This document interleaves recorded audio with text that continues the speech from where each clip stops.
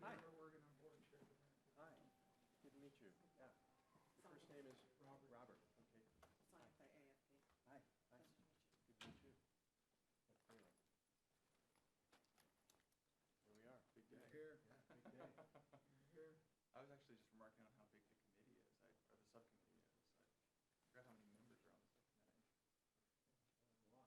Yeah, I realized when I was printing out their biographies last night, I was like, man, it's a cutting paste from National Journal. This is going to take forever. I know. Yeah, much bigger than Ways and Means Health Sub. Yeah. Good. Welcome to the real show. I know you work for Ways and Means. You can see what it's at. How are you? They're certainly more active. Like 10 years ago, when Charlie Moore was still like, he was on the time. He was just like, more rambunctious. Yeah, more rambunctious members. More polite. Is that right? I don't know, probably not now. You moved to Pittsburgh? Yeah, I think we're. Oh, A little bit. I mean, you thought about it. If I had known you were hired, I would. So he's in from Colorado? No, Roar's a big system in Wisconsin. Oh, Wisconsin, okay. Yeah. They type in their practice, I think it scores areas you're gonna have to work. Tony's Give all kinds of. Oh, yeah. Hey, what's up, Andrew Adair? Tony Curry, nice to Hey, meet you. nice to meet you. Oh, yeah, I mean, you were on the phone the other day. Yeah. Yeah. Thanks for all your help. Sure. I don't know if I did anything, but yeah, you got it. Absolutely. You're based in DC? I'm in Wisconsin. Oh, you're in Wisconsin. Just moved from DC like 3 months ago. Okay. Oh, cool. Right on. How's it living up there? It's not. Yeah, good. So right and left. Good. Where are you from originally? Chapel Hill, North Carolina. Just letting you know. Yeah. That's great. Sorry. How long have you been Scotty? I've been in Washington since 2002. I've worked for AAP for about 3 years now. Yeah. Yeah. Good time. Yeah. Absolutely. Yeah. How's it going? Hey, hi.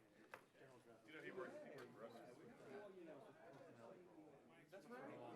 Yeah. Good to see you. Are you with? Yeah. No, yeah. You. Yeah, selfie, get my selfie stick out. Hey, hold on. So, Where should we sit? right here, you should sit closest to Jeff, and we'll sit over here. You and Chet can sit right here. So when somebody asks Jeff a question, he can say, So what is this? This is where I sit? no. Oh, Yeah, I know. Sit right here. Don't go to Susan.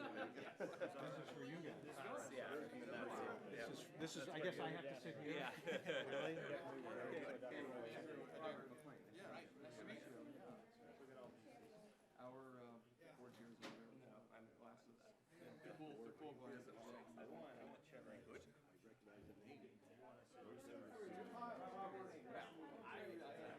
I see. Are you kidding me? I see you on Twitter. Like, you know. I'm your Twitter follower. Right? When you let your true colors show. I asked for 60. Serious blue. Oh, hi, Michelle. If you sweat, you want us to wipe your brow for you. Yeah. When I put my hand up, you know, I slap some instruments in there. When you're doing surgery, you're sweating. Is the nurse coming through? You don't. So is this like You want to take a wrestling break to have time?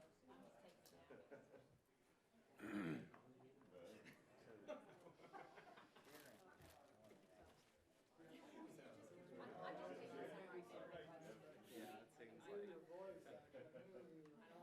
I think we do. We definitely do. No, drive the line. Yeah. Something they do.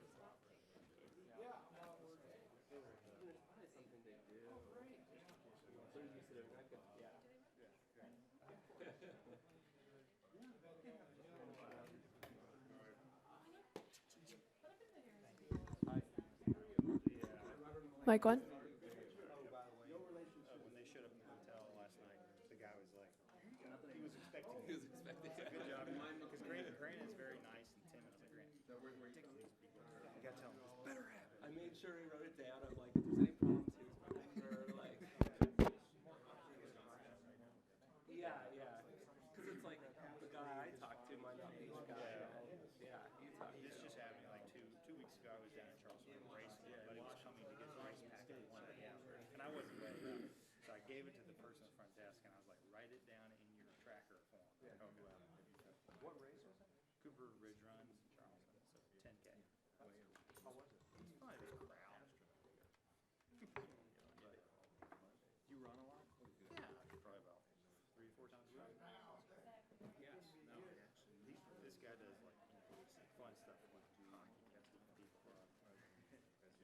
the way. Regent's chair. I'm the chair. Yeah, he's our tough guy. What days is your high? It's on the week. Saturday nights, Monday nights. Anywhere from 9 to 6. Yeah. That's, I heard about that particularly. That their big games are lesser more so. Yeah. Like someone had a game on the 4th of July. Yeah, we had one Easter. So, you can put your stuff down here if you want. Start at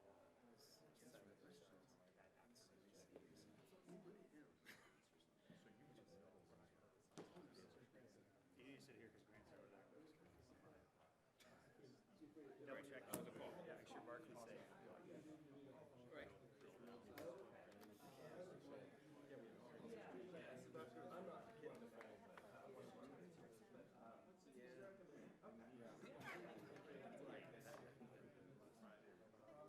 Right, exactly.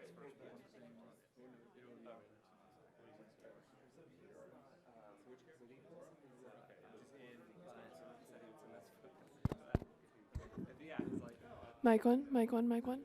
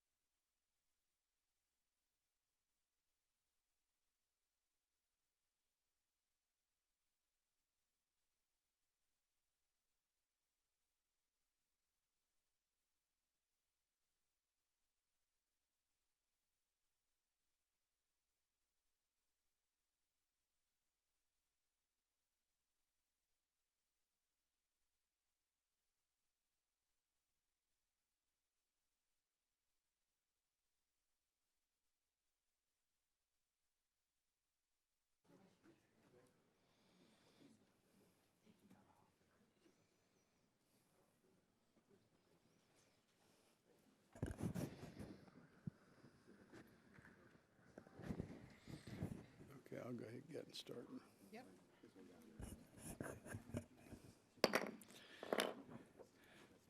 Time of 10:15 having arrived, the subcommittee will come to order. Chair will recognize himself for an opening statement.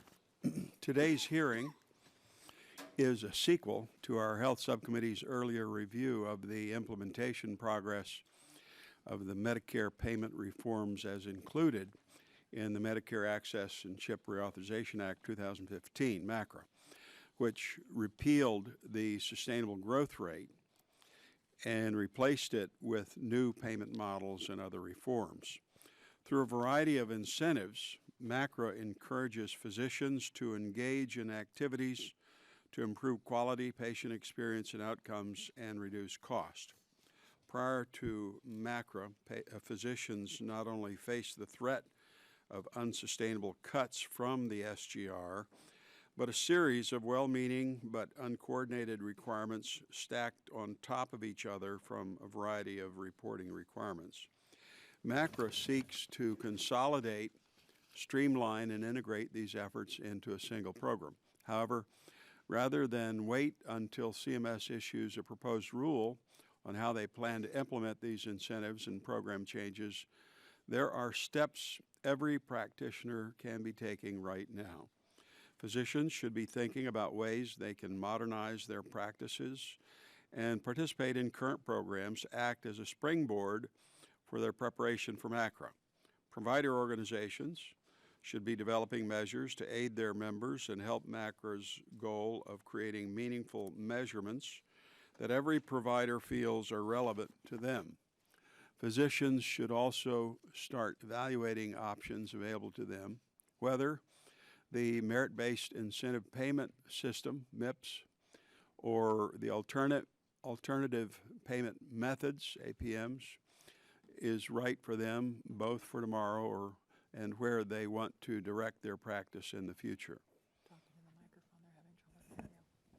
Our hearing today will examine options for ensuring the smoothest transition for our providers based on what we know today. We expect to hear today from our witnesses who come from diverse backgrounds and training and practice from all over the country in rural and urban settings. Each are practicing physicians in different arrangements, and all have worked with their organizations to provide tools and best practices that other physicians can utilize and learn from to be better positioned to succeed under MACRA. By the conclusion of today's hearing, our Health Subcommittee will have held 2 oversight hearings on the implementation of MACRA prior to the issuance of CMS's proposed rule.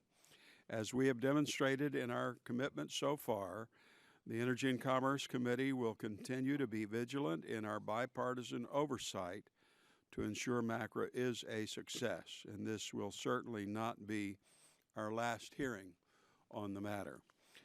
My time's expired. I now yield to the ranking member, Mr. Green, 5 minutes for his opening statement. Thank you, Mr. Chairman, and thank our witnesses for being here today. And I want to thank you for this, the hearing, second part of our subcommittee's hearing on the implementation of MACRA. As we know, the Medicare Access and CHIP Reauthorization Act, or MACRA, was signed into law a little over 1 year ago. This landmark legislation repealed the flawed sustainable growth rate, the SGR, formula to provide long-term stability to the Medicare physician fee schedule and reward value over volume. It was critically important that Congress pass and the CMS institute a reasonable, responsible payment policy for physicians and incentivize quality care that spends our dollars wisely. Now that the historic achievement of finally repealing and replacing the SGR has been made, staunch oversight over the implementation of MACRA is critical.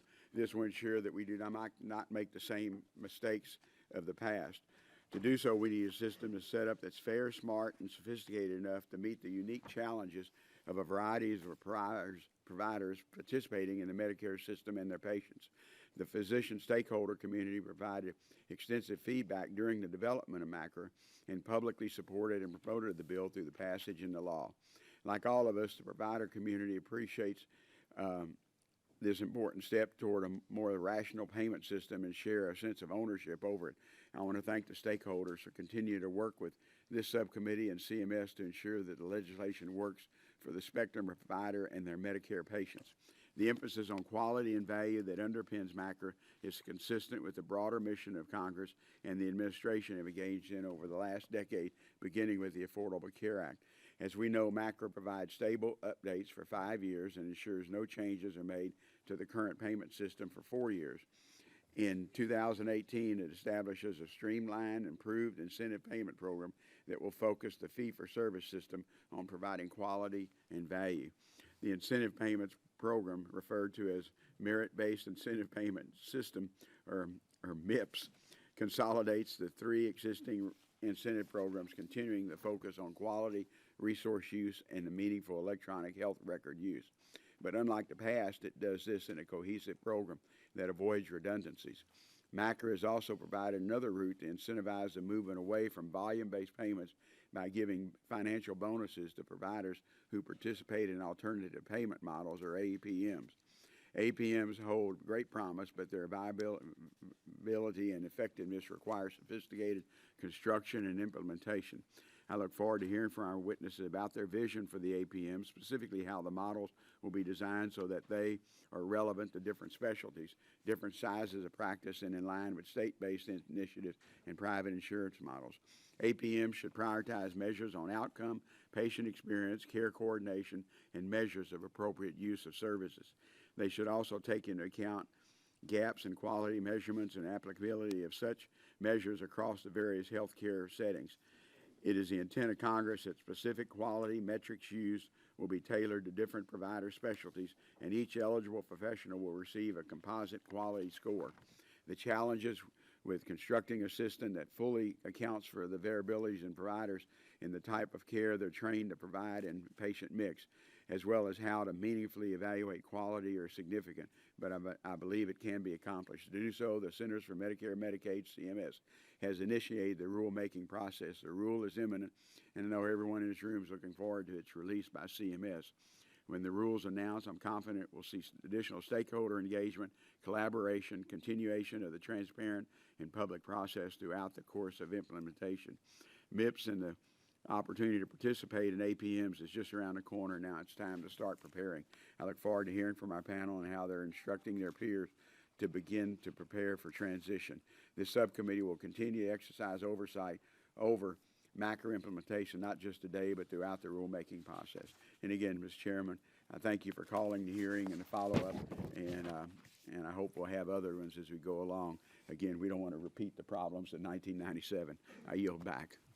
Chair, thanks, the gentleman. Now filling in for Chair of the committee, Dr. Burgess, 5 minutes for the opening statement. Thank you, Mr. Chairman, and thank you, Ranking Member Green, for reminding me why I wake up in a cold sweat at 4 o'clock every morning. The worry is that the next part of this act does not go as well as the first parts. But last week we had the 1-year anniversary of passage of H.R. 2, big deal, and this, now we're all reflecting on the historic accomplishment of permanently and forever repealing the sustainable growth rate formula.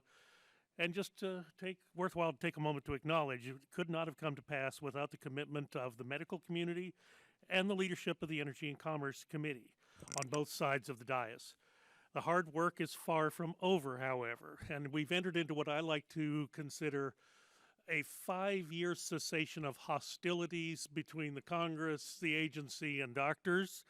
And we need to make certain, as Ranking Member Green pointed out, that we get it right during this interval. So we are now having our second hearing on the implementation phase of the Medicare Access and Chip Reauthorization Act, and I'm glad that this committee does remain dedicated to ensuring that we get this next phase of payment reform right. In the act, we sought to put power back in the hands of those who actually provide the care, so that doctors, not agencies, will help shape government care payment systems of the future. And I am encouraged that when CMS began the process of implementation of this reform, it began with a request for information. And I was even more encouraged by the response from doctors. We have 560-odd responses to that request for information. It is important to note that doctors actively engaging in the regulatory process can't just be at the beginning. We've got to see this through. And certainly the societies have some obligation to help doctors actually prepare for the implementation of this. Medicare participation should never subject doctors to the things that we want our doctors to take care of our Medicare patients. Some would argue that Congress shouldn't even be in the business, but we are, and we've been there for 50 years. We might as well do it right if we're going to do it, and part of doing it right is that we shouldn't punish doctors, but right now, doctors have to do this, all of these different quality incentive programs. The piecemeal initiatives have undermined their ability to focus on quality. So to resolve that problem, the macro requires CMS, I hate using all those acronyms, macro requires CMS to streamline the current programs into a single value-based payment structure. This is called the merit-based incentive payment system, and the system is designed to incentivize quality whether a doctor is an independent in rural practice or in a large integrated healthcare system. And that was an extremely important part of just getting H.R. 2 done. We had to allow for success in whatever practice arrangement a doctor was in. We had to meet them where they were. Now, this transition is not going to happen overnight, and I am certain that what I am certain of right now is that no doctor is going to face the double-digit cuts that they were facing under the SGR, but really and truly, we don't want our docs to wait till 2019 to begin to take action. Congress currently is universally condemned for being dysfunctional and ineffective. Not a headline there to the guys writing for the press. I know that. But when you stop and think about what we accomplished with the overwhelmingly bipartisan passage of H.R. 2, and I would note, I went to all the celebratory things down at the White House where the president took credit for it, but honestly, it wasn't the president's deal. It was the committee's deal. And we brought the other committees of jurisdiction, both in the House and Senate, along with us. And it was truly that bipartisan effort. Henry Waxman was my co-sponsor on H.R. 2. I mean, that's phenomenal in and of itself when you think of it. But it isn't just, and when you look at some of the successes and failures of major healthcare policy that have come through Congress in the past, it's also, you know, they always say the devil's in the details. So this is where the devil's in the details, and we've got to get this right. It took 2 decades to replace the SGR because it was hard to do, and it required a certain commitment and a certain suspension of hostilities between Republicans and Democrats on the dais, but we did it because it was the right thing to do, and we're going to be called upon to do that again in the future. I don't know what form that will take, but in other healthcare policy, that certainly people would do well to follow the template that we've provided in the Energy and Commerce Committee. The policies outlined in H.R. 2 are the result of an open and transparent process. We sought input and participation from every doctor, patient, member of Congress, administrative agency, and anyone else who professed an interest. We're at this critical juncture in physician payment reform, and we'll only get it right if implementation follows that same open, transparent, and bipartisan structure that we used to get this to the president's desk. I want to thank all of our witnesses for being here today. I sincerely appreciate the efforts of all of the provider groups to help us in going forward. I look forward to your testimony today and look forward to the next in what will be a series of hearings. Mr. Chairman, I'll yield back. Chair, thanks, gentlemen. The ranking member wants to. Mr. Chairman, I just want to thank my colleague from North Texas, but you know, I felt the same way about the president because he got the Affordable Care Act called Obamacare, and all he had to do was sign his name to it. We had to do the legwork, so I understand how you feel. Some of us did not do that legwork, nor did we vote for it, nor will we ever, Mr. Green. So if you want me to refer to that as Green Care in the future, I'll be glad to do it. All right. I will be honored if you do that because I've said that. Okay. Chair now recognizes the ranking member of the full committee, Mr. Plone, 5 minutes for opening statement. Thank you, Mr. Chairman. I think this is an important hearing, and I thank you to the witnesses for being here today. We're meeting to continue our discussion on one of the great bipartisan success stories of this committee, the Medicare Access and CHIP Reauthorization Act, or MACRA. Our panel of witnesses practice in a variety of settings across the country and represent diverse expertise and training They each have a unique perspective to share with us regarding the implementation of MACRA.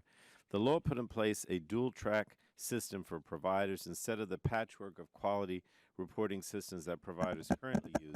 They will instead use the Merit-Based Incentive Payment System, or MIPS, and MIPS will streamline quality reporting for providers and incentivize high-quality, efficient care. Providers can also choose to use alternative payment models, or APMs, which have also proven to increase quality and lower costs. Today, we'll discuss the steps all providers can take to modernize their practices, provide higher quality care for their patients, and successfully transition to the new payment models established by MACRA. And this will be our second hearing on MACRA implementation. I'm pleased this committee is performing such thoughtful oversight. While we know that MACRA is already showing promising results, these hearings are necessary to ensure that the law reaches its full potential. And I look forward to discussing the tools and best practices physicians can employ to help make MACRA work effectively for all. So I just wanted to yield the remainder of my time to Congresswoman Matsui from California. Thank you for yielding. Thank you, Mr. Chairman, for holding the second hearing on MACRA. Last year, we joined together in overhauling the broken SGR system, replacing it with one that incentivizes quality over quantity of care, rewards efficiency, and encourages the use of breakthrough technologies that will provide more people access to health care across this country. I'm looking forward to discussing ways we can advance the transitions that are already happening and will accelerate with MACRA. Today, we are joined by physicians who offer important perspectives and best practices for ensuring that delivery systems continue to make inroads in providing high-quality, efficient health care to patients. One of the ways I believe that we can expand access to care and improve outcomes is through the incorporation of telemedicine into this new value-based system. Through telemedicine, we truly have the opportunity to better engage patients and their families, improve care coordination for the loved ones, and maximize the efficiency of resources. As we make inroads into this health system transformation, I look forward to working with you and hearing your perspectives on these important issues. Thank you, and I yield back. Chair thanks the gentlelady. As usual, all the members' written opening statements will be made a part of the record. I have a UC request. I'd like to submit the following documents for the record. Statements from the American College of Cardiology, the American College of Surgeons, the Alliance of Specialty Medicine, the American Society of Clinical Oncology, the Advanced Practice Registered Nursing Organizations, the Infectious Diseases Society of America, and comments and a statement from the Medical Group Management Association. Without objection, so ordered. We have one panel today. I'll introduce them in the order of their presentations. First, Dr. Robert McLean, MD, FACP member of the Board of Regents, chair of the Medical Practice and Quality Committee, American College of Physicians. Then Dr. Robert Wergen, MD, FAAFP, Board Chair of the American Academy of Family Physicians, and Dr. Barbara McEnany, MD, immediate past chair of the American Medical Association, and finally, Dr. Jeffrey Bailett, MD, MSPH, FACS, Executive Vice President of the Aurora Healthcare, Co-President of the Aurora Healthcare Medical Group. Thank you for coming today. Your written testimony will be made a part of the record. You'll be each given 5 minutes to summarize your testimony. And so we'll begin by recognizing Dr. McLean for 5 minutes for his summary. Thank you.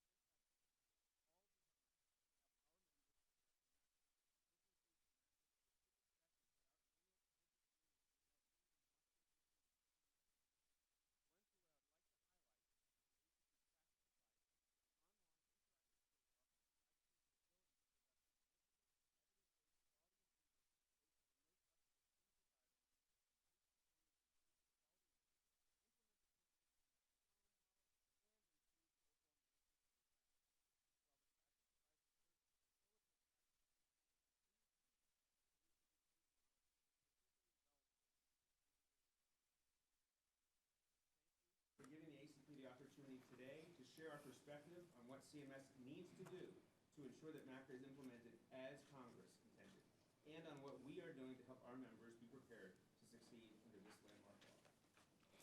Chair thanks the gentleman. Thank you for your testimony. We're still having trouble with the mic, so Dr. Wergen, make sure you pull that close to you. Make sure the mic is on. Chair now recognizes Dr. Wergen 5 minutes for an opening statement.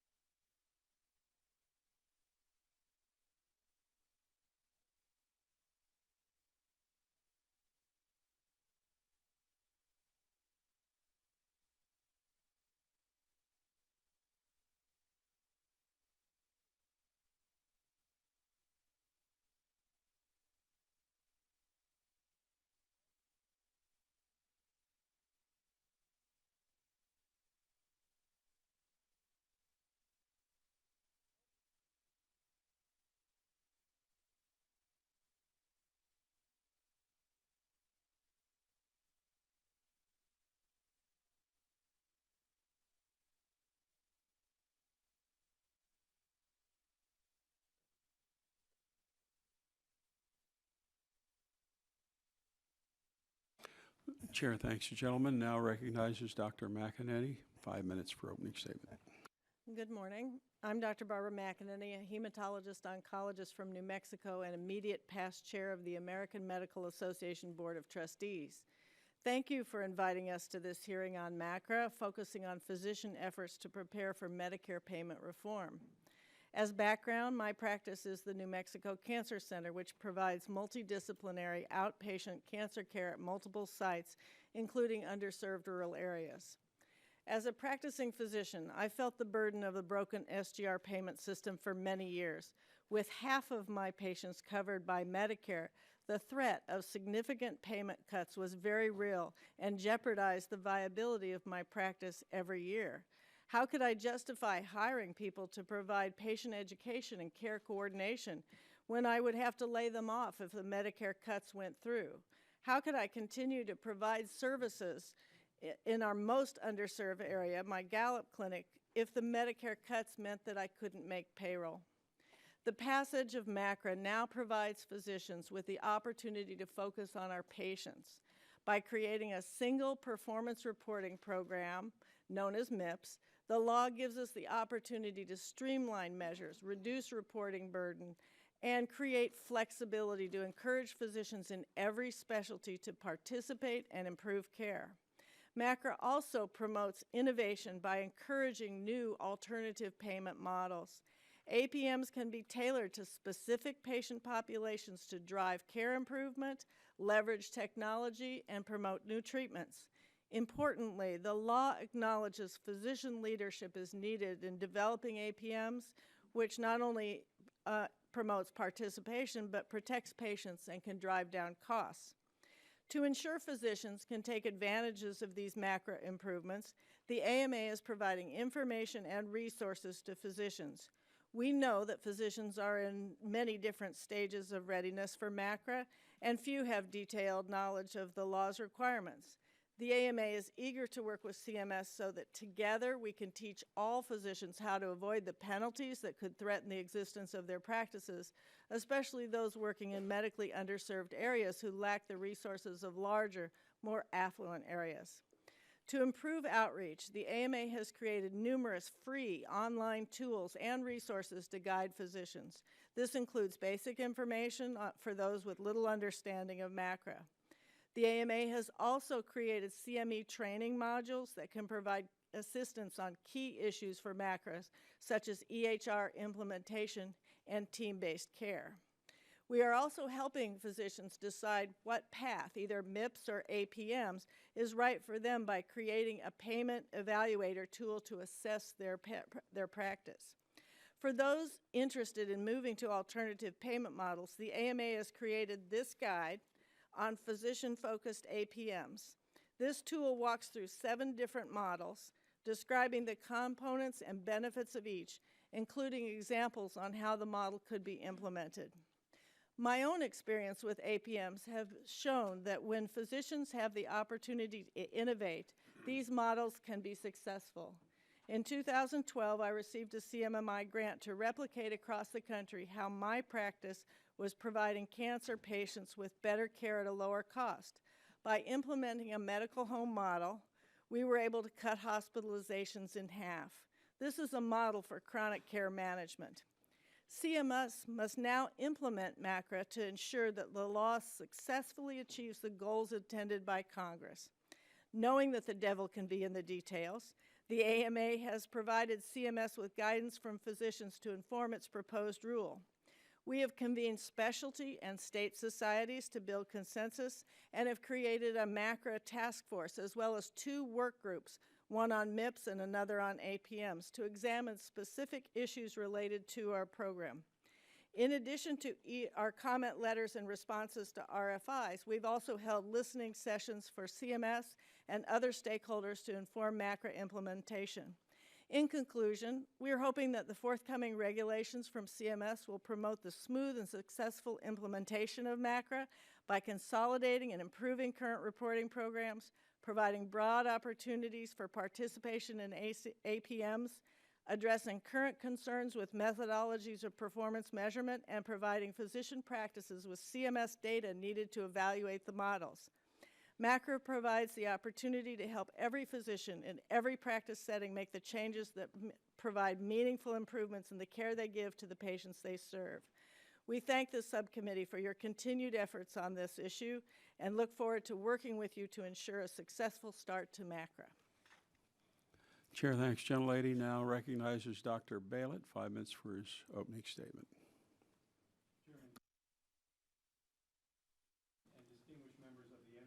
Is your mic on? Yeah, just pull it closer. Thanks. Chairman Pitts, Ranking Member Green, and distinguished members of the Energy and Commerce Subcommittee on Health, thank you for the opportunity to testify on behalf of Aurora Healthcare, the largest private employer and the largest integrated healthcare delivery system in the state of Wisconsin. I am Dr. Jeffrey Bailett, co-president of Aurora Healthcare Medical Group and one of the largest multi-specialty medical groups in the nation. As an otolaryngologist, head and neck surgeon, and medical group co-president, I am responsible for co-leading 2,600 physicians and advanced practice clinicians who provide care to 1.3 million unique patients. Aurora's diverse delivery system includes several rural community hospitals, urban hospitals, a psychiatric hospital, as well as Aurora St. Luke's Medical Center, the state of Wisconsin's largest hospital. Thank you for extending this opportunity to speak on behalf of MACRA. I am pleased to be a leader of this transition, not only as a medical group physician leader, but also as co-chair of the Physician-Focused Payment Model Technical Advisory Committee, or PTAC.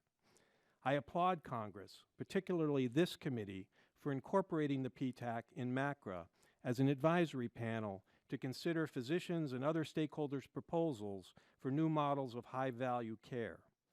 I am also fortunate to serve as chair-elect of the American Medical Group Association, representing medical groups and health systems, including some of the nation's largest, most prestigious integrated delivery systems. I am pleased when standing in front of the physicians I support or speaking with physicians across the country that there's no longer debate about the need to transition to value-based care delivery. Shifting the culture of the healthcare community to the importance of value is a huge accomplishment, and our patients across the country will benefit. It is equally important, however, that regulators appreciate the need to proceed cautiously during this transition.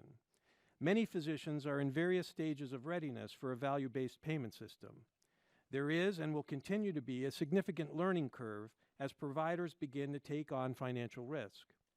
When implementing the regulations for MACRA's payment systems, CMS should recognize that the healthcare system will need time to adapt and learn how to function in this new payment environment.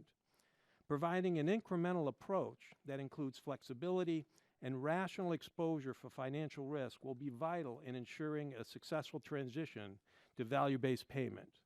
Congressional oversight of this process is needed and welcomed. Physicians, whether they are in small group practices, larger multi-specialty medical groups, or high-performing integrated delivery systems, must make significant investments to succeed in a risk-based environment.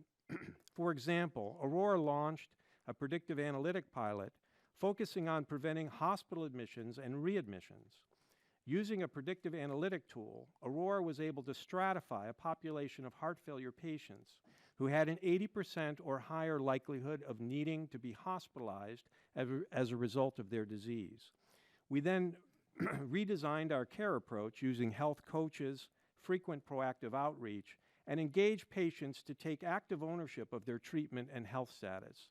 This effort helped Aurora reduce our congestive heart failure-related admissions by 60%. To help solo and small group practices participate, Aurora is developing clinically integrated networks across our geographic area. For example, we helped found About Health, a clinically integrated network that enhances clinical quality, increases efficiency, and improves customer experiences, providing access to care for about 94% of Wisconsin's population. About Health is an example of how partnerships in Wisconsin between integrated delivery systems and small group practices can create a culture of learning and fostering of best practices to improve quality of care and reduce cost. This effort also helps small groups and solo practices that wish to maintain their independence the ability to do so. It is vital that CMS continues to engage the stakeholder community. The healthcare provider community is eager to share its insights with CMS, and to date, CMS is making a sincere effort to engage. I encourage CMS to build upon these efforts as value-based parameters are being clearly defined. MACRA represents a realistic opportunity for healthcare providers to improve the quality of care while reducing healthcare spending. High-quality patient outcomes is paramount, and the continuous improvement initiatives and redesigned infrastructure we have implemented at Aurora can serve as a guide to other providers. Also, Aurora seeks out better, more effective ways to deliver care from our colleagues around the country. Moving forward, Aurora is prepared to fully participate in the development of new risk-based payment models that have the potential to improve patient care and bend the cost curve. Thank you. Chair, thanks, gentlemen. Thanks, each of you, for your opening statements. We'll now begin questioning. I'll recognize myself 5 minutes for that purpose. I'd like to begin with the APMs and then maybe go to MIPS, and we only have 5 minutes, so we'll just go down the line. Dr. McLean, what can physicians do right now to position themselves to succeed under an APM? Well, I think an APM as a larger entity, for either of the two, let me say to start off, I think physicians need to realize that they need to have a good electronic record system. Most of what we're dealing with now is really dealing with lots of data. And a lot of physicians in smaller practices have not had to do that. They've had to start to if they've been keeping up with PQRS and some of those things. But you may know that PQRS, I think, recently showed that something like 50% of physicians in the country didn't even report. It just wasn't worth the effort to them. They'd rather take the financial hit than kind of put in the systems in place to do so. Now, with some of these things, I think there's a lot more motivation for physicians, physician groups to actually do that. So the first thing they need to do is make sure they have an electronic record system that's able to do a lot of the things that are required here, in simplistically. All right, thank you. More detail than that? That's good. Dr. Wergen, what can physicians do right now to position themselves to succeed in MIPS? One of the resources, my prop, Make sure your mic's on. Yeah, go ahead. all right, one of the resources is my prop for MACRA Ready. They can go to our website and look at the resources we have. But for a starting point is recognize quality measures. We hope they can be standardized and the collaborative quality measures will be measured and report to PQRS. You need to be a meaningful use provider of electronic health record, which can be challenging. In my own practice, I made it on the 90th day in the last 2 hours, had to call 2 patients to call me with a question, which was hard because I practice in a Mennonite community who don't have TVs or radios, and they don't have computers. So I had to find some non-Mennonites. So you need to do that. And we recommend to our members to move towards the patient-centered medical home in the MIPS or eventually an alternative payment model. We feel that's where you need to move. Even under MIPS, on the 4th criteria, you'll get full credit for that, and we believe that's a better delivery of care. So, thank you. Without objection, we'll make this a part of the record. Dr. McEnany, as you may know, this is our second oversight hearing on MACRA, even before the proposed rule, and this committee will continue to be vigilant in our bipartisan oversight to ensure that MACRA is a success. Can you speak from both your organization's perspective and that of a physician of why oversight is important and the message you believe it sends to the physician community? Thank you, Mr. Chairman, for that question. I think it's a very important one. The change in the opinions from CMS that we are now going to have a partnership with physicians to move forward in creating alternative payment mechanisms is probably the most important change that we've seen for a while. So we, both as a practicing physician, now I have the opportunity to have Medicare payment reflect what I actually do for my patients, to free me from the face-to-face required encounters and let me actually create a system that will manage patients more effectively, provides an incredible opportunity. From the AMA standpoint, we are working very hard to continue to work with CMS. We have provided information at their request for information. We've had listening sessions with CMS. We continue to convene specialty societies from all around the country to be able to work with their own specialty to try to create alternative payment methodologies that will work in that specific specialty. And we recognize that in different communities with different needs and different levels of resources, it will take a different method to provide these alternative payments for them. So we really have worked a lot with our Physician Guide to Alternative Payments, with our website offerings, our Steps Forward program to teach physicians what they need to know right now as they prepare, and we very much look forward to seeing the proposed rule. Before I go to Dr. Bailey, just how would you characterize the general physician's knowledge on the repeal of SGR and the passage of MACRA? Well, I think the general physician is thrilled to have the SGR repealed and to have that taken out from the sword that's hanging over our heads. The average physician has, well, there's a huge variation in the amount of information about MACRA. People know that it's there, but they don't quite know how it's going to apply to them yet. So all of the specialty societies have their work cut out for them. Thank you. Dr. Bailey, you note the importance of engaging with the specialist community in the development of APMs. Can you elaborate on where you see growth potential in the future for specialists playing a bigger role in new care delivery models? Yes. Specialty care, being a specialist myself, they have a lot of influence on some of the care that's delivered that has a higher price tag.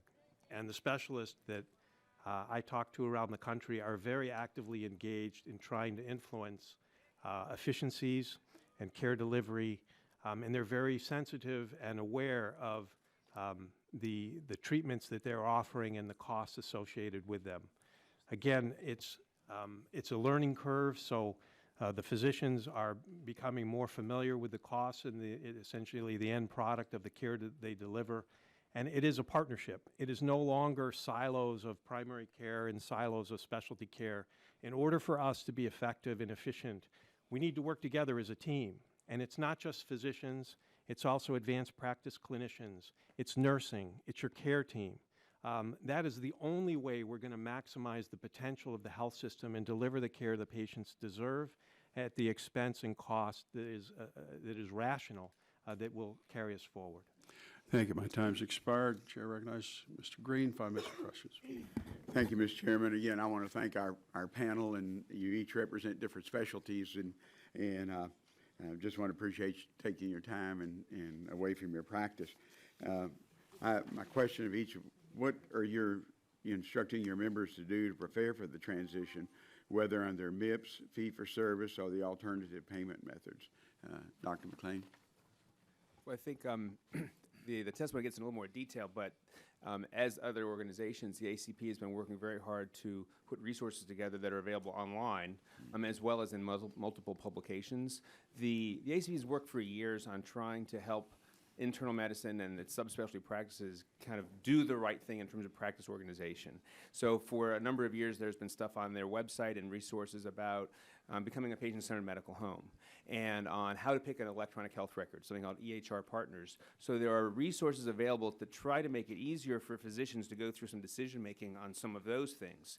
As we now have MIPS and APMs, we're taking some of those resources that were already there and developing them into something that's really germane to what we're talking about now, so that physicians can have help making the decision. You know, am I in an organization that's going to qualify as an APM, or do I need to kind of go the MIPS path? Because that's kind of one major fork in the road that people or that physicians will need to decide.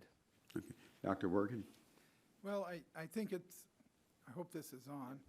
I think it's a challenge for our diverse group. We go from rural communities like mine of 2,000 people up to large healthcare systems. So we have to go where our members are. But I think in the long run, it still comes down to comprehensive, coordinated care. That's what we can provide. to an APM. When I go out to states, I am kind of amazed. A lot of people have heard of MACRA, but not a lot of details. So we try to begin the education.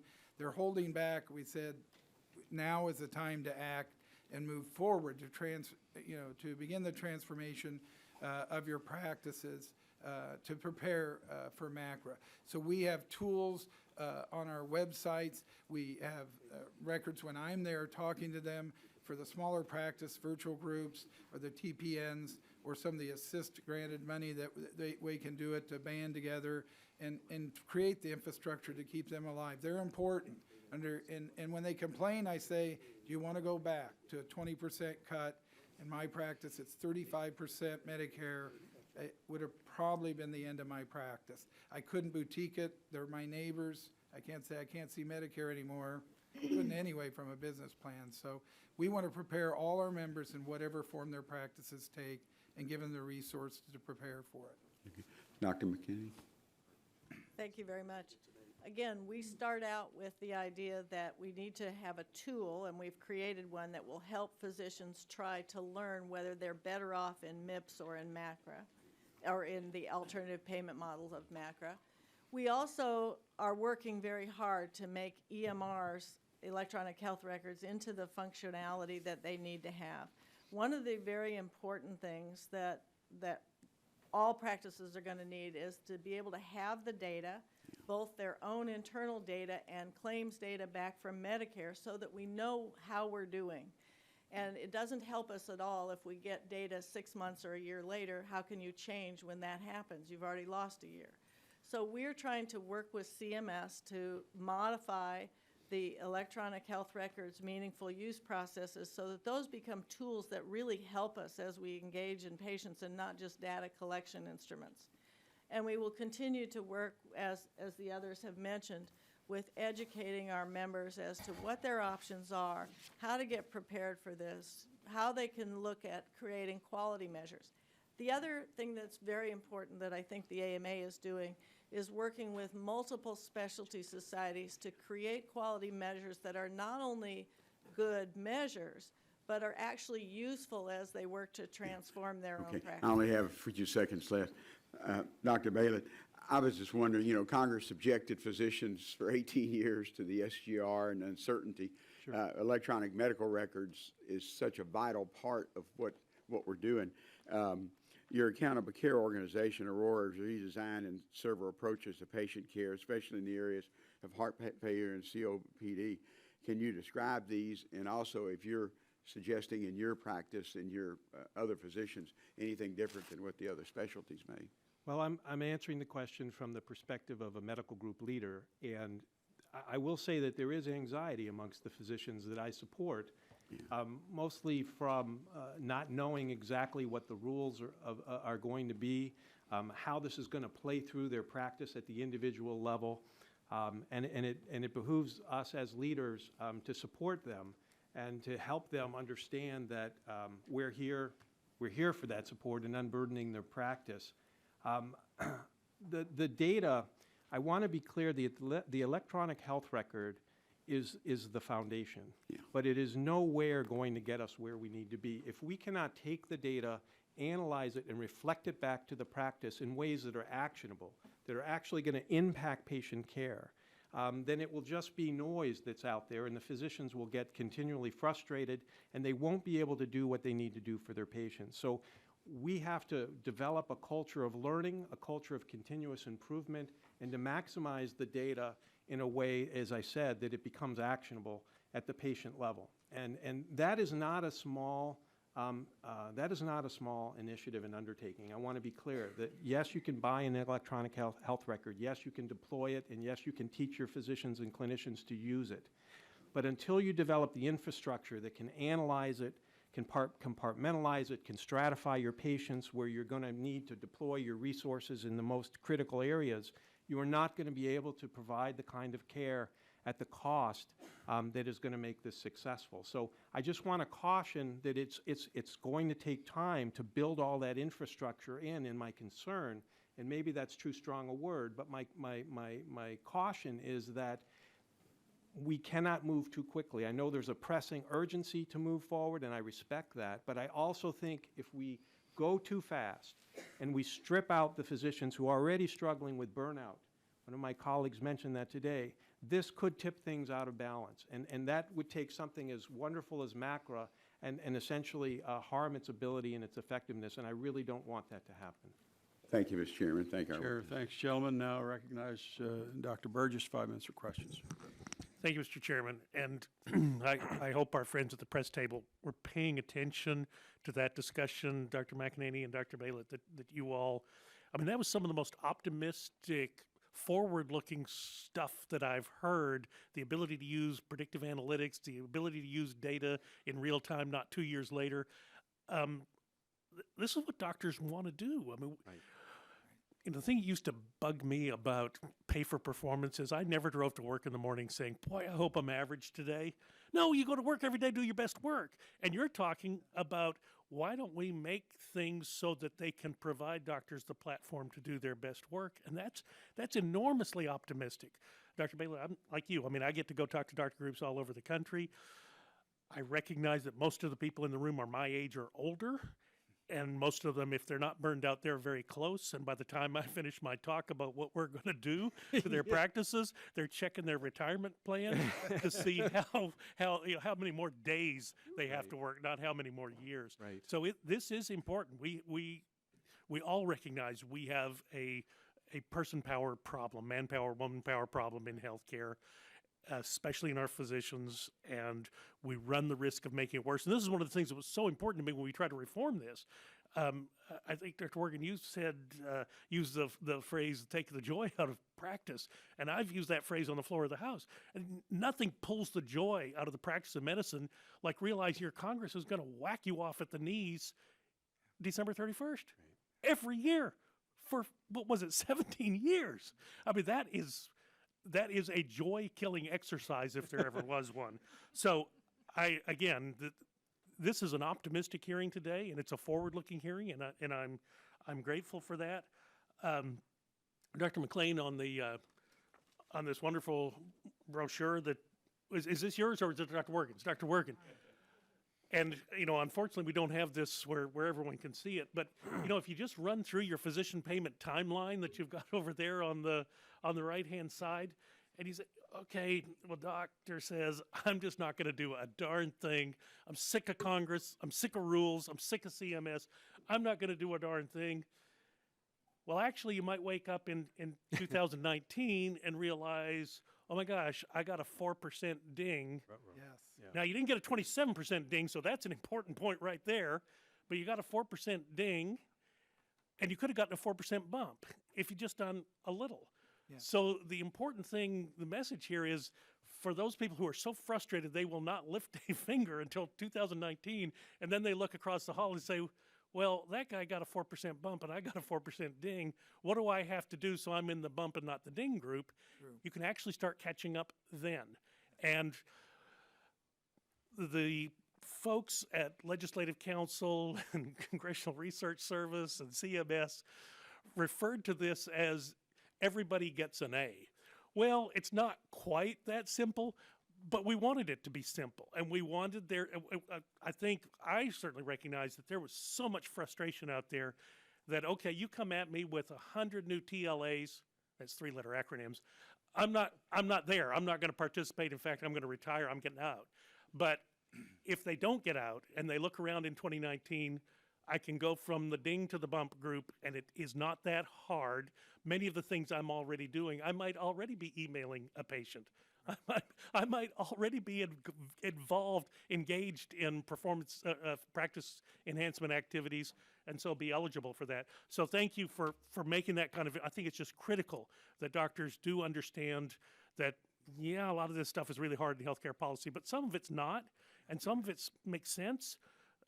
Your Mennonite stuff doesn't make sense with a meaningful use, but some of it makes sense. I will also confess to you, I used to consider myself basically a medical home for my patients when I was in practice.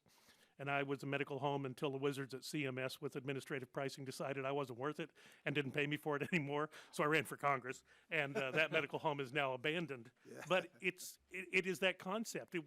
Let's do the things for people that actually facilitate what we need done. And Dr. Manikaneni, you talked about physician leadership, and that is so critical. And this leadership has to come from within medicine itself. It's not going to come from a consultant. It's certainly not going to come from CMS. God knows it's not coming from the Congress. It's got to come from inside medicine itself. So thank you for your efforts in making certain that your constituent members understand that. And I'll leave my last second for you to respond to that if you'd like.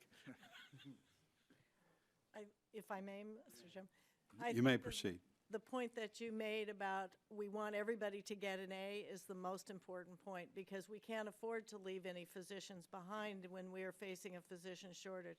We need to find a path forward for everyone, and we need to understand that we're not going to get it right with the first set of regulations, that we need to make this a rapid learning process where physicians can try something, not be penalized for it, but to have CMS as a partner with all of the specialty societies they work with to be able to move forward and come up with something that better serves the patients of the country. Great. Leave no doc behind, Mr. Chairman. The chair thanks the gentleman, and now recognize the gentlelady from Florida, Ms. Castor, 5 minutes for questions. Thank you, Mr. Chairman, and thank you all very much for being here today. It's great to hear from folks on the front lines who are taking care of our families and neighbors back home. You all sound like many of the doctors and physicians that I interact with back home in the Tampa Bay area. They really are enthused about the opportunities of practicing medicine and focusing on value over volume, but are a little bit concerned about the transition ahead. So we're really going to need your help and advice as we go along. First of all, for all of you, just a quick answer. Is CMS being proactive with you? Are they open to your comments? I know it's still fairly early in this. Are they, and do you believe they have the expertise to work with you to develop these alternative payment methods? So thank you. Yes, absolutely. I think that from the get-go, since they rolled out the first, I guess, RFI last fall, and the ACP, at least I can speak for them, sent in, I think, 40 pages of comments and question answers and received tremendous feedback on that. There's been an ongoing dialogue between our organization and people at CMS. And then with the second round of questions in the last month or two. So as with everyone else, we're clearly very anxious to see what the final rules are going to be, because I'm sure it's not going to be perfect. Nothing ever is. But I think that thus far CMS has proven to be a very willing participant in conversations and is willing to listen, okay. and that's critical. Yes. Okay, great. I would say the same, that we're, in our responses, we feel like they're listening, and we respond and try to be very specific and positive in what we would suggest to them. And a key thing is keep it simple and reduce our administrative burden. And Dr. McEnany, you, in your testimony, you raised some points. The population all across the country is not the same. Right. And you talked about how these alternative payment methods and MIPS are going to have to be tailored for populations. How do you think that's going to work in areas of great health disparities? How do we ensure that doctors are available to take on those complex cases that are going to be especially difficult? You wouldn't want medical professionals to have a disincentive for taking care of those populations.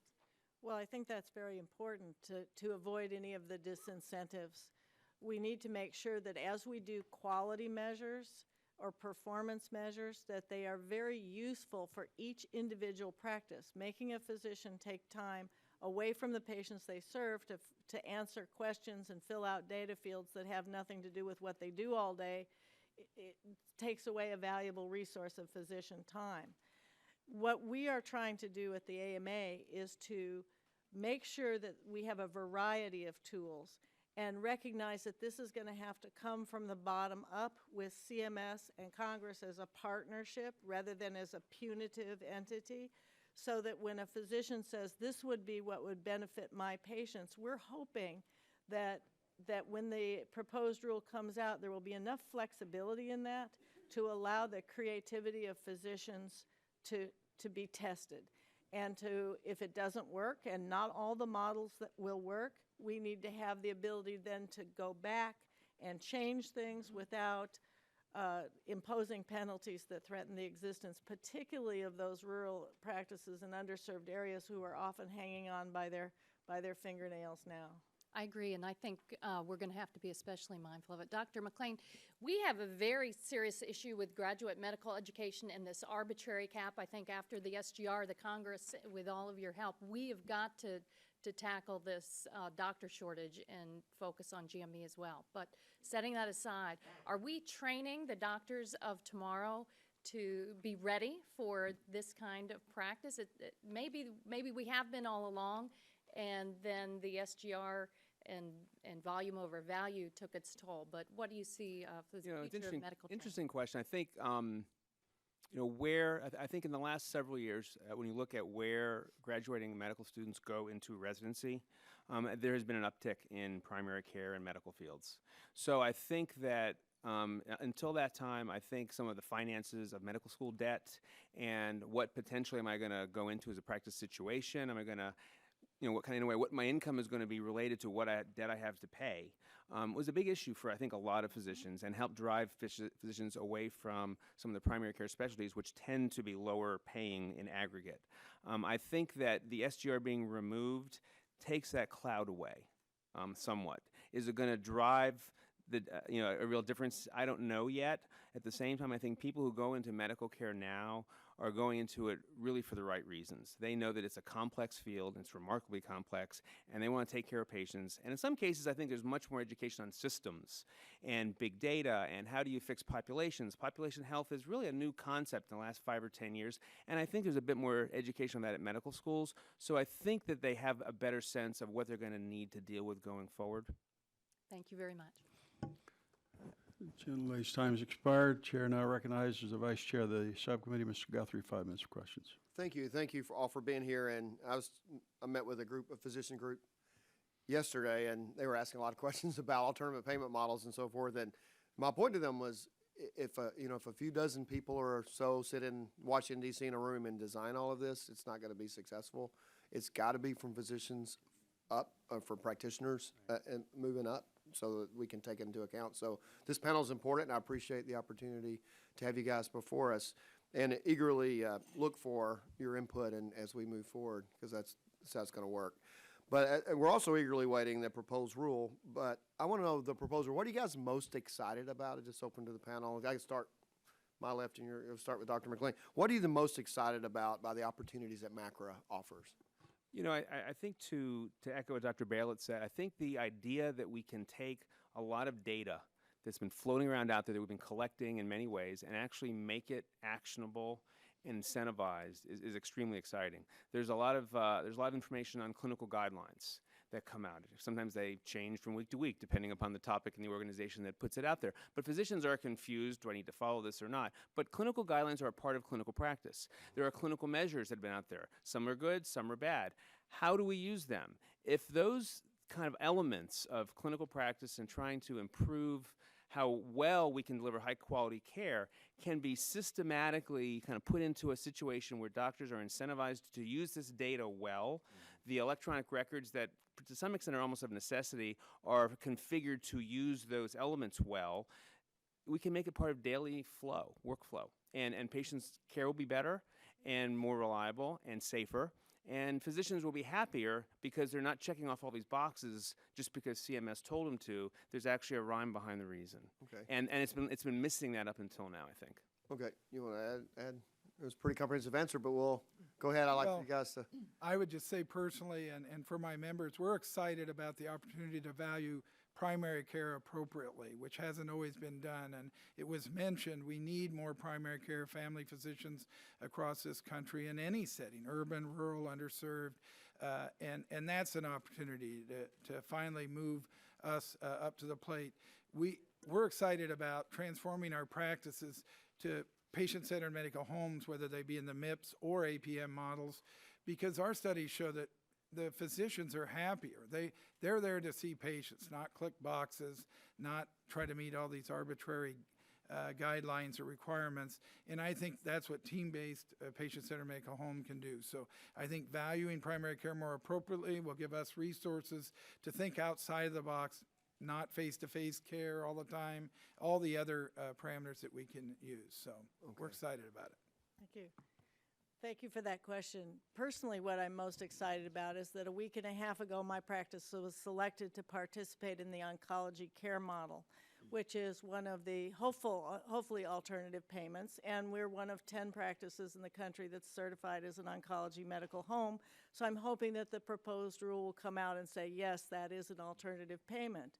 I'm also very excited about the idea that electronic medical records will become interoperable so I can share data with other people who are taking care of my patients without having to fax records back and forth, and to be able to use the alternative payment from the oncology care model to maybe be able to hire a social worker. I haven't been able to afford a social worker, or perhaps a dietitian to help my patients, or nurses to have more time to spend educating patients about their choices. So I think what I see in my own particular practice will translate very well across the country, and the AMA is going to work very hard with all of the specialty societies to find models that can make them as excited about what they're doing as I am about what I'm doing. Well, thanks. So let me ask another question. We'll start with you, Dr. Pillay, and then we'll work back the other way this time. So when we passed MACRA, we envisioned that as a means to provide greater flexibility for physicians and not impose new burdens. Can you speak to the current burdens associated with quality programs in your practices and how you believe MACRA can lower the administrative burden while focusing on quality? I think my colleagues will agree. There's so much repetitive reporting, overlap, gaps. It's incredibly burdensome on the reporting today, and I'm hopeful that hopeful that the legislation will address that going forward. I think that that's one of the biggest pieces, and also how we engage the physicians with the reporting. I mean, there is, in my own practice, to some degree, there are gaps and disconnects where the reporting is a little downfield. It's not direct line of sight, and so physicians want to do the right thing, and we have to provide the information to them in a way that allows them to make changes that are relevant. And the APMs align in terms of the dollar value. Well, I think one of the things we supplied to CMS is if you base your quality payments or your value-based payments on the old fee-for-service world, we were relatively undervalued. So we hope that they won't use those criteria, the complexity and intensity of the visits we have. But in general, I think we're not afraid to step forward and have that comprehensive, coordinated care piece that we do. And I'd be remiss if I didn't mention quality measures. When I have diabetics come into my practice and say, what should my numbers be, doctor? I have to ask them, what insurance do you have? Because if you're Blue Cross, it's this. If it's United Healthcare, huge opportunity for MACRA to say these are evidence-based, standardized guidelines. Then I know what the field's like and can get them there. So who decides the quality measures that are there for payment? How much do the physicians or other medical providers play into that? Well, and again, it goes back to the payers, and I think CMS has had a collaborative group set a 21, not 165. That's the other thing that can be great. Usually in my area, with 6 or 7 different plans, payers, it's set by the payer. And there is physician input in that, but they vary slightly each one. So you can be a prime 5-star physician in one and a 1-star bum in the other, just depending on where you're at, how they set their parameters. So Dr. McEnany, is there a forum right now for medical providers to share in ways to succeed under a MIPS or a APM model? I don't think we have set up a forum for that, but one of the things we're trying to do both through our Innovators Committee and through the AMA network of physicians working with all the specialty societies is to try to do some rapid learning and bring some of those forward. I think it'd be a good idea to make sure folks great can idea. share and, hey, I'm doing the MIPS thing and here's how I succeeded. I'm doing APMs and here's a way you could succeed there. Because, a lot of, to your guys' points, these are small businessmen and women just trying to, keep their practice open in addition to practicing great medicine. And so they're going to need some help. Their practice managers hopefully would be able to access some of the data. Dr. Belay, with regard to EHR, I hear a lot of conflicting things when I go back home from my medical community. It's really good. We're getting into that interoperability, or geez, it's terrible. I can't get my lab report to speak to my physician office, And I come from Oregon, my state. It's all pretty much Epic, and so I'm totally confused as to if we're winning or losing on the EHR front. And then to your comment, the feedback to the physician or to the office, maybe it's not the physician, maybe it's the practice manager about, hey, I'm reading all this stuff and it looks like if I treat this pancreatic patient this way based on national data that we've helped supply some. Is that stuff out there, or is that the stuff you're talking about hopefully will come? Well, I think it's embryonic. It's coming on, but it is not ubiquitous across the system right now. I think that electronic health records are not perfect, and no one has quite figured it out. Epic obviously comes from Wisconsin. We transitioned. We were Cerner's largest client in the United States. We had deployed it fully across our system, and we decided after 20 years it did not give us the lift that we needed going forward, and we changed it out $300 million later.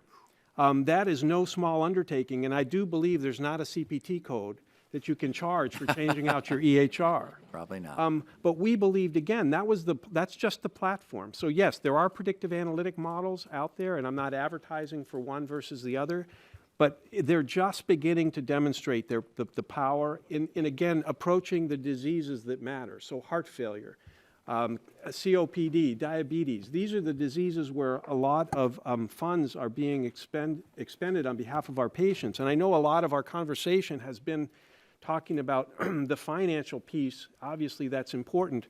But I think we cannot minimize the impact on really transforming patients and what we were able to do at Aurora by changing their health status. So they were going down a track of outcomes.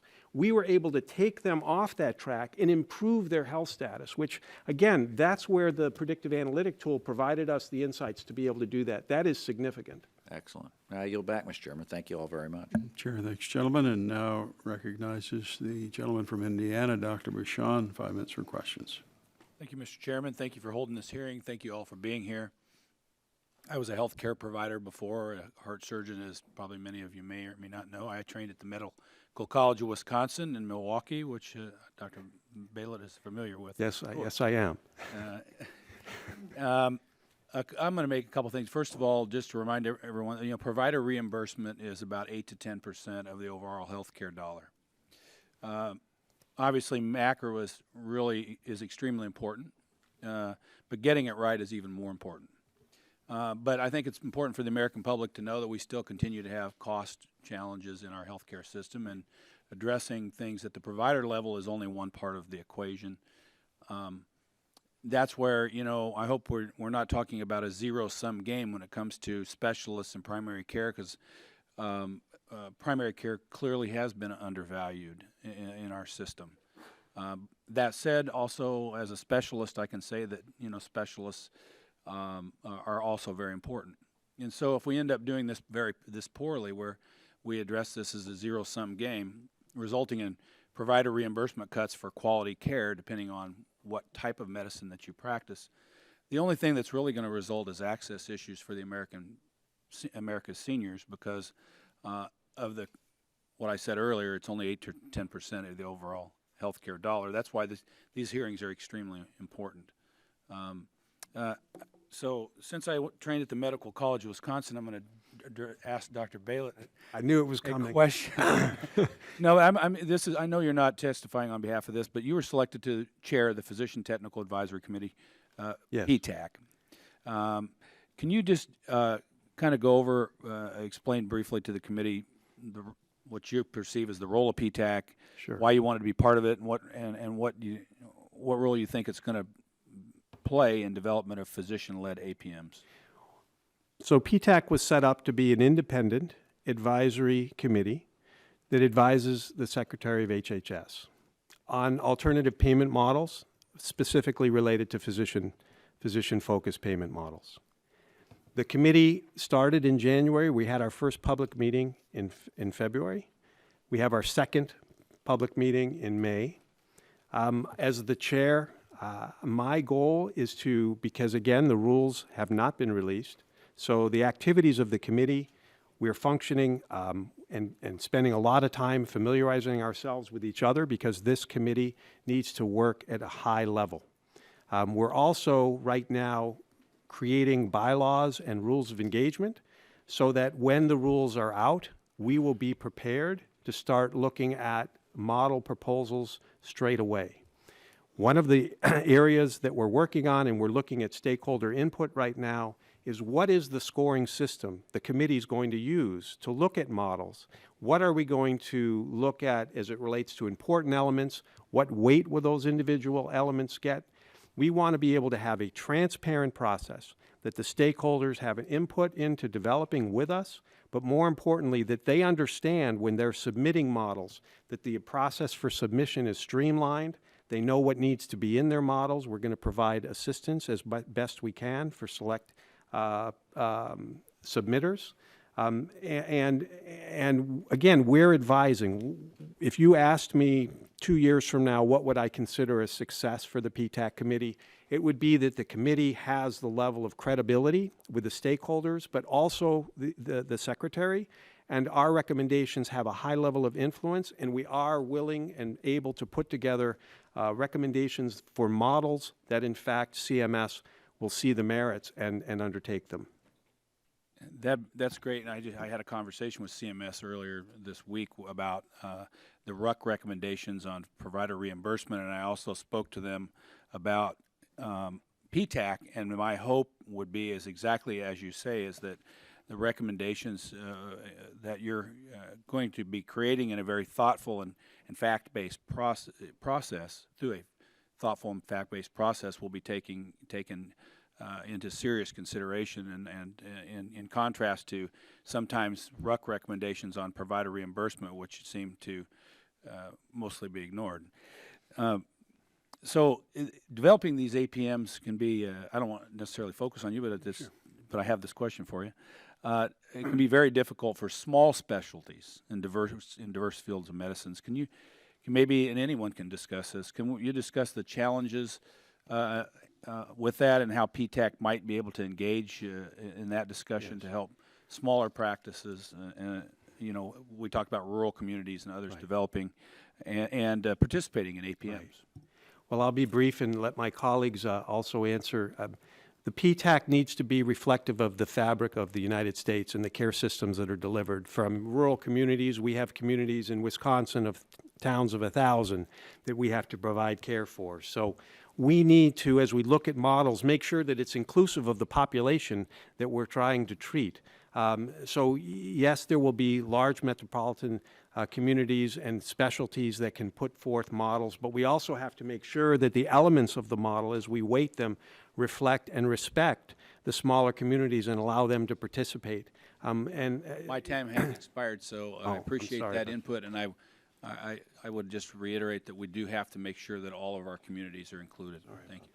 Chair thanks the gentleman and recognize Mr. Cardenas, 5 minutes for questions. So thank you very much for enlightening us with your information, and hopefully we'll learn more about what's going on in the streets and corridors of your side of the world. But in a nutshell, if you could please expand on at least one example of how we could make sure that what is going on is being implemented for the benefit of our constituents. Maybe some things that need to be clarified, or at least one example of what we can help you do better. Well, I could start off. The one area that I think is interoperability of electronic health record. And again, being a rural family physician that treats children to adults who sometimes are in other urban ERs. I get 18-page fax notes from an ER that I have to go in and ask the patient, why did you go to the ER and what did they do? I can see your mother was of Mediterranean descent, but I don't think that's why you went to the ER. There's lots of information there. It's faxed into my record, making it non-searchable. So I think one thing we could do is set a platform to push the vendors to say, you have to have some level of interoperability that it will help me take care of your mother or your child when I have to coordinate that care. And that's important. And one other point I'd make, if you look at Medicare expenditures, 1% costs 23%, 5% costs 50%. I think the rule of thumb there is don't let them get in the 5% or 1%. That's my job. I would add to that one of the concerns that we have is what is nominal risk, and defining nominal risk in such a way that I, as a small practice managing physician, can cope with it. For me, since I am not an insurance company, I do not have reserves. There's other types of risk besides financial risk. If I hire a new employee, I'm guaranteeing a salary and benefits. To me, that's financial risk. If I'm leaving gaps in my schedule for same-day patients, to me, that's financial risk. So one thing that Congress, in particular in this committee, definitely can help with is to let CMS work with us for that understanding of risk, and also let practices, as they develop their measures, give us a chance to try that, help us along with what we need to learn from the PTAC and from the AMA and from other organizations so that we can try things. Some of it won't work, but don't put us out of business if it doesn't work, because then we can't serve the patients in that community. So we're not, just so the people watching on C-SPAN are clear, you're not talking about trying things that puts the patient at risk. You're just talking about administrative aspects of how to be more efficient and do a better job. I apologize for that. You're absolutely correct. New structures of care, if we try a specific team approach, if it doesn't save money but it delivers better care, we don't want that one thrown out, the baby with the bathwater. Yeah, I would agree. I think the flexibility is absolutely key, that things like the definition of what's nominal risk, that may come out in the proposed rules, but I think there's a big uncertainty. What does that mean? And I think the goal is to broaden the appeal of this to different size, different geographic areas so that everyone can be trying to do this right. But it's going to take some trial and error in some ways in terms of how physician practices do it. Clearly, we don't want any sort of risk to be at the level of the patient. I mean, there are other things where I think things need to be done well and carefully, and thus far CMS has done, I think, a good job of getting our organization's input on how to do it right, but things like patient attribution, risk adjustment, those are really complicated concepts. And I think it would really frighten physicians if they thought that bureaucrats in Washington were making those determinations and not the physicians who actually understand that a bit better. So I think really kind of making sure that CMS is going through that process the right way with the appropriate input, which they've done so far, is probably one of the most important things that you guys can do. In the interest of time, I would love to hear more dialogue, but my time is winding down. But how many of you have had the opportunity to personally get to know how healthcare is delivered in another country? So if you have, please say yes. If you haven't, it's not a criticism. I'm just curious because a lot of Americans think that we're embarking on models and practices that nobody in the world has ever done, and I don't think that's true. Heaven forbid we would admire another country for what they do. We wouldn't do that as Americans, but have any of you actually been to another country in the healthcare space and got to see what they do? Yes. Yes or no? Yes. Yes. Yes? One? Yes. So two yes, two no. Okay. Well, in the interest of time, a million more questions, but not enough time. But thank you so much, Doctor. Thank you. Chair, thanks to the gentleman, and now recognize the gentlelady from North Carolina, Mrs. Elmers. 5 minutes for questions. Thank you, Mr. Chairman, and thank you to our panel. And I'm going to follow up on the gentleman's line of questioning because I was going to ask about nominal risk and how how we should be best defining this, and in your opinion, and this is going to go to the entire panel on some more of this discussion, because I think this is very, very important, especially for individual physician practices. You know, we sometimes take the hospital setting, which obviously has a little bit more ability to incorporate and utilize those resources for a better product, where our physician practices, you know, really have minimal resources to dedicate. So one, you know, and it goes into the discussion of interoperability. That has to be part of what is considered in that risk as well, I believe. So I look at risk as, how are we able to better empower our physician offices to be able to have that ability to share information, one. The infrastructure itself, the HIT, the health records themselves, and establishing the personnel. And this is kind of that conversation that we've been having now for a couple of years. And the promises that were made initially, that, you know, we were just going to, you know, go through this learning curve and everyone was going to be in a better place, obviously has not taken place yet. And it's very difficult for our physician offices, especially with all of the other rules, regulations, changes in healthcare that have taken place. So I guess I just want to hear a little bit more conversation from all of you on what we do need to be doing here in Congress to help all those things, especially when it comes to the interoperability. How can we help physician offices to be able to have that knowledge on that patient when they come to the office after being seen in the emergency room? How can we make sure that that information is being shared, and how can we better help our physicians to incorporate that as the risk that they're assessing? So I think that the interoperability is obviously a big issue, and I think it's been one of the frustrations that even as physicians have gotten into electronic health records, they can't access data elsewhere. And when I'd mentioned earlier, big data, you know, part of big data is big data at the small practice level, and what do I need to access in my patient who is in the ER in another part of the state. But then there's also the big data of, if in fact my practice, small or large, is looking at my population of patients and my population health, which is kind of a whole nother concept when you're looking at trying to deliver good care, making sure that, you know, all of my diabetics have X, Y, and Z done, because there are people that fall between the cracks. Sure. And until you're able to look at big data and have the analytics to do it, you don't even know that. Everyone thinks they're doing a great job until they actually look at the data and they realize that there are things that they're missing, despite their good intentions. So interoperability is key to that. And I think that while there are different state initiatives that have tried to break down some of those barriers, I think at least in Connecticut it has not worked well. There was kind of a commission that was trying to do it, and it just didn't happen. I think other states have done it very successfully. I think Rhode Island in particular, if I can think of one. But I think a federal guide to making interoperability happen, because people need care across state lines. So even if you have rules in one state, it's not going to necessarily, you know, work. So it really is. It's incredibly important to allow for accessibility of data for direct patient care, but also for the big picture of big data analytics and data management when you're looking at trying to take care of your population of people.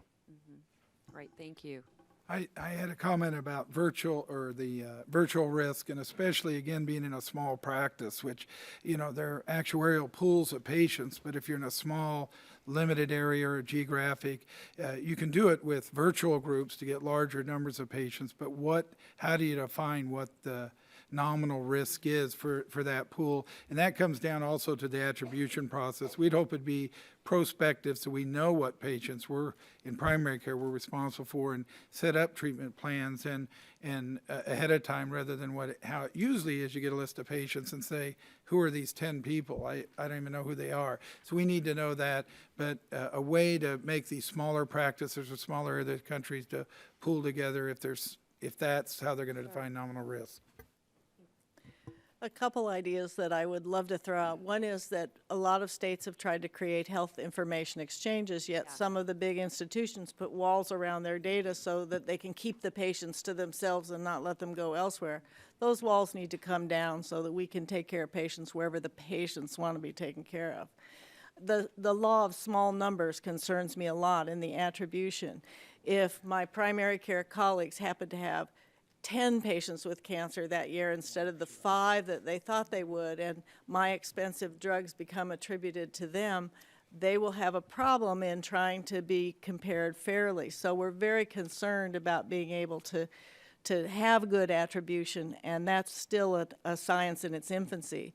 And the other thing that will help a lot is if we can get Medicare claims data back to us in a timely fashion. Because if I can see a problem and I can figure out a way to fix it, that gives me a lot more ability to take care of patients than if I learn about something 2 years later when I don't even remember or have any idea what I did right or wrong. Right, absolutely. And I do want to add to your comment about, for instance, patients with cancer and, the smaller practice, because I know that, CMS is proposing some more changes to Medicare Part B drug reimbursement, and that is going to play in and just there again, if you don't mind commenting, I didn't really want to go into that aspect of this because it kind of gets into the weeds, but how do you think that plays into this conversation that we're having today? Do you agree that it'll become more difficult, I guess is what I'm asking? Well, we didn't come here to talk about the ASP changes, so I'd be happy to, Right. to talk with you offline and about that issue. But yes, it's very important to us. And we will follow up with Yes, you on that. Thank I you. will. Dr. Bayless? So I concur the interoperability is a problem. I think that feedback, so the CMS is going to be tasked with providing real-time feedback on profiles of their effectiveness, particularly in the MIPS and alternative payment models. So I, again, fundamentally believe, having led physicians for a number of years, they want to do the right thing. And they will respond to data that is meaningful, and when they look at it, says, this reflects my practice. So that feedback is going to be important. So getting access to the claims data, but in a way where, again, it's real time and it can make a difference. If it's too far out of line of sight, the impact is going to be limited. So I think in the interest of time, I would stop there. Well, I just thank you so much, and we went way over, but I ask apology from the chairman. But thank you, and thank you to the panel. Chair, thanks, gentlelady. Now recognize the gentleman from Missouri, Mr. Long, 5 minutes for question. Thank you, Mr. Chairman, and I am not a doctor, but I did play one on the radio for several years, and I remember my first trip to my doctor on one of my semi-annual visits after the passage of some call it Obamacare, others call it Green Care, but we from somebody from Texas, it's hard not to get the word out. But on that visit to the doctor right after Obamacare had passed, I thought I was going to have to prescribe him a blood pressure medication, because he said at the end of my visit, he said, "You sit right there." He said, "You're going to sit there, and I'm going to turn around, and I've got to enter all this into the computer." He said, "You remember what used to happen? Said I'd send you out, and you'd get your next visit, and you'd be out of here. But you sit right there while I enter this." He was several years from retirement age, and he retired about 6 months after that, such as my district director's doctor also retired. I could go down the laundry list of people that have retired doctors that have retired, and I do have something in common with the author of this, Mr. Green. Both of us have daughters that are doctors, and my daughter is a pediatrician who's in her first year, wrapping up her first year of residency. So I'm sure the young doctors out there, as my daughter is coming on, want to know what's going to be out there in the future. So with that being said, Dr. Wergen, you bring several unique perspectives to the panel. Can you describe some of the specific challenges of practicing in rural areas? I have a lot of rural areas in my congressional district, and the pressures providers in similar situations face to remain in practice, unlike my doctor. Can I ask you to pull your microphone a little closer? Okay. I think we've needed that all day. Okay. Yeah, I think the rural providers that I represent, and I represent personally, I am one, that you have limited resource. Mental health services, for one, are tough. That's where telehealth might be able to help us, but we need infrastructure to do that. I mean, they don't do it, but really finding the resources in your communities and identifying them, and you have to be innovative. Meaning using church groups. I use church groups for people who run out of food, and it's kind of nice because I don't have to give them 5 years of tax forms and all that. I just called the minister and said, this lady's out of food. So identifying resources in rural areas and the challenges there. The other thing is burnout. Your patients love you, and they almost love you to death. And in primary care, our care is delivered over a continuous time in a relationship, tremendous confidence in my care. Sometimes I even have trouble getting patients to go to other providers. And like Dr. Bashan, they say, well, can't you put my new aortic valve in, Dr. Wergen? And I have to say, no, I got to draw the line somewhere. I'm comprehensive.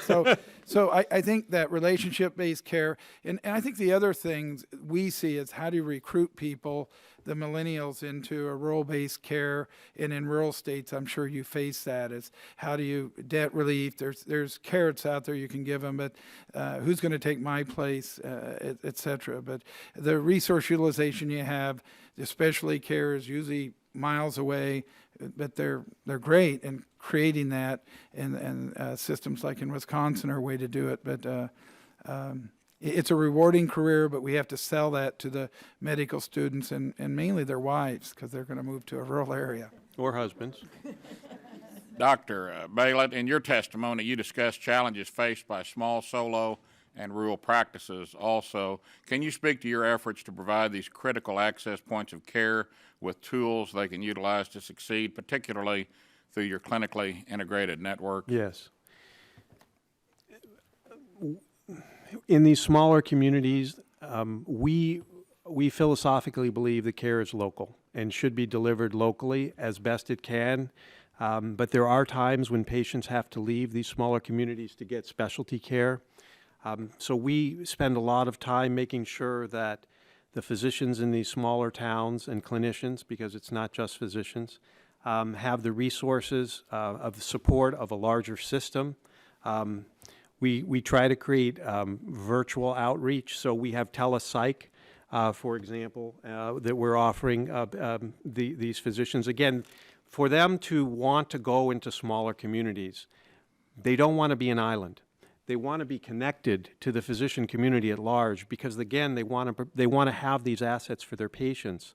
So the more we have these interconnected points with our patients, whether it's telepsych or we have telestroke, we can bring those attributes out to the community so these physicians in smaller communities feel like they have a team behind them to be able to manage the patients. And yes, there are times when you have to convince the patients to leave the community for their care, but we work very hard to return those patients as soon as possible, again, with that electronic record, with that team support, so that the physicians who are treating these patients feel like they have a safety net to be able to manage them if there's a complication or additional questions that come up. Okay. I think I'm out of time, so if I had any, I'd yield it back.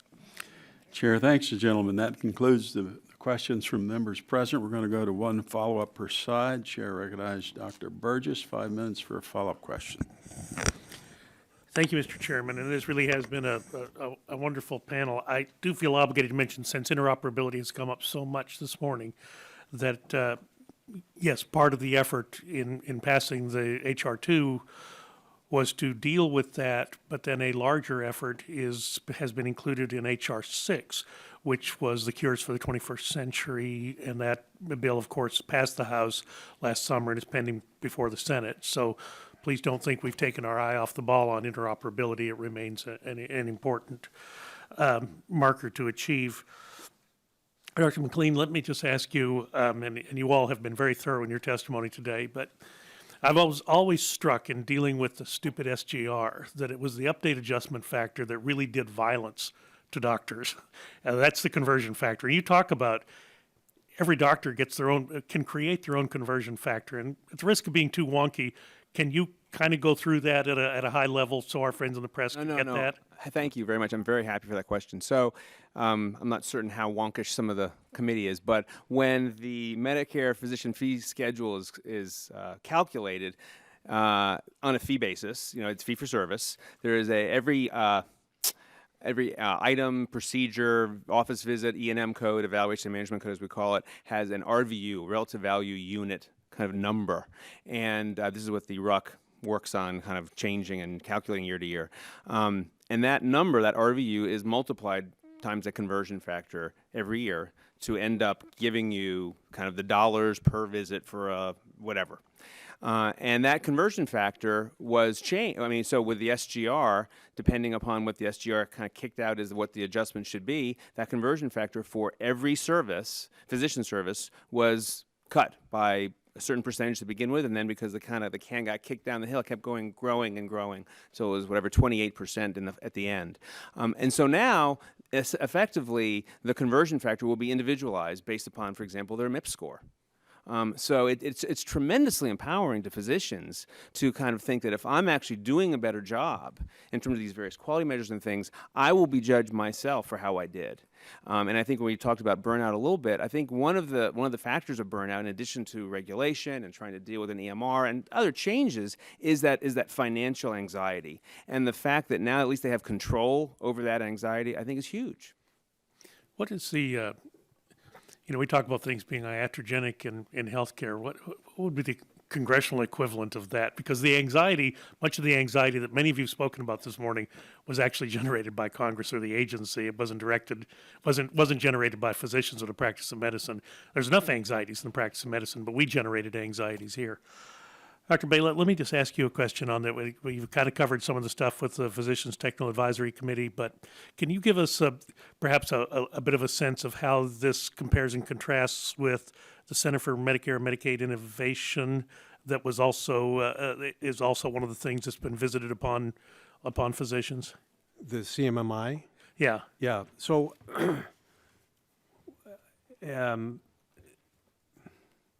I think that the work that was done under CMMI was sort of planted the seeds of innovation, and those kinds of models and care designs that came out of that, I believe they're going to be contributing to the innovation that's injected into the models that the PTAC will consider. I'm hoping I'm answering your question. Well, I guess the one philosophical difference that I see, CMMI is driven by the agency, and it may or may not make sense to the practicing physician. PTAC is driven by docs. Yes. And my hope is that will make sense to the practicing physician. Is that a fair assessment? Yes, it has to. Okay. And I think that I've heard, and I can say, speak for the committee to the individual level, that is absolutely paramount, and that is the desire of this committee. Again, be respectfully understand that it is an independent body and an advisory body, but absolutely. And we are doubling down on our efforts to listen to the stakeholders. And frankly, our output is to some degree, to a large degree, going to be as good as the input of the stakeholders as they come forward. And much of this, as the bill itself was into the development stages, stakeholders, specialty groups, physicians would come to us and say, we've been doing this for a while and we think this is a good idea, but we've got no way for CMS or no way to bring it to CMS and have them evaluated and incorporated. And now PTAC actually provides that avenue. And importantly, if it's not accepted, people have to be told why it wasn't accepted. And my hope is that will give them another opportunity to impact resubmit, right. And that is, again, that is our plan to come up with a blueprint for people to be able to follow and to provide advice and guidance to allow resubmission if there are challenges or potential weaknesses with their proposals. And again, we want to be as comprehensive and transparency is key here.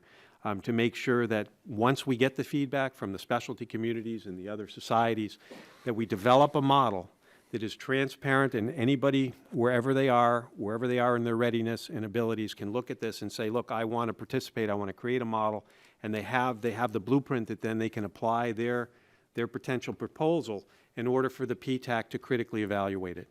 And that is right now, we're right in the middle of that, developing that process of analysis. Great, that's the right answer. Gives me great peace. Mr. Chairman, I would just say after well over 10 years on this subcommittee, one of my fondest wishes was to come in here someday and have a panel of doctors tell us how much economists should be paid. So if you all want to respond to that in writing, I'll be happy to listen. All right, Chair. Thanks, gentlemen. Now I recognize Mr. Green, 5 minutes for questions. Follow up. Thank you, Mr. Chairman. Dr. Bay, you brought up the potential impact of MACRA to transform patient care. Can you describe how you can see the APMs are beneficial to the patients? Well, these models are, the underpinnings of these models are to impact patient care, to provide high-quality care, enhanced patient care, obviously with smarter spending. But the elements in the models will be, the underpinnings will be moving the quality spectrum forward to make sure that the outcomes, and that really is the coin of the realm here, is the actual outcomes. Yeah. You know, there are there are metrics, A1C, there are targets that we strive for as a practice, but I also think what these APMs will be able to do across populations is actually look at outcomes, not just the fact that the diabetic patient has an A1C less than 7, but what are some of the other parameters of their functionality, some of the other morbidity and mortality associated with the disease. What are we actually changing their health status and being impactful? And I believe the APMs will allow us to do that. Okay. Any of the other panel? Yeah, I would like to add on that in a very personal experience, because in participating in my oncology medical home process, we've had, in order to have that money from the Innovation Center come to us to be able to allow the practices to spend money on nurse educators who could teach patients what's going on, nurses doing triage on the phone. We brought patients in 15 to 20 same-day visits every day. We cut the rate of hospitalization for cancer patients by over half. Patients were thrilled to be able to see us on the weekends and on the same day that they needed to see us. And so it was a very immediate way that we were providing patients, because of this APM, with the care that they needed, when they needed it, and where they could get it at a lower cost. I just have a brief comment.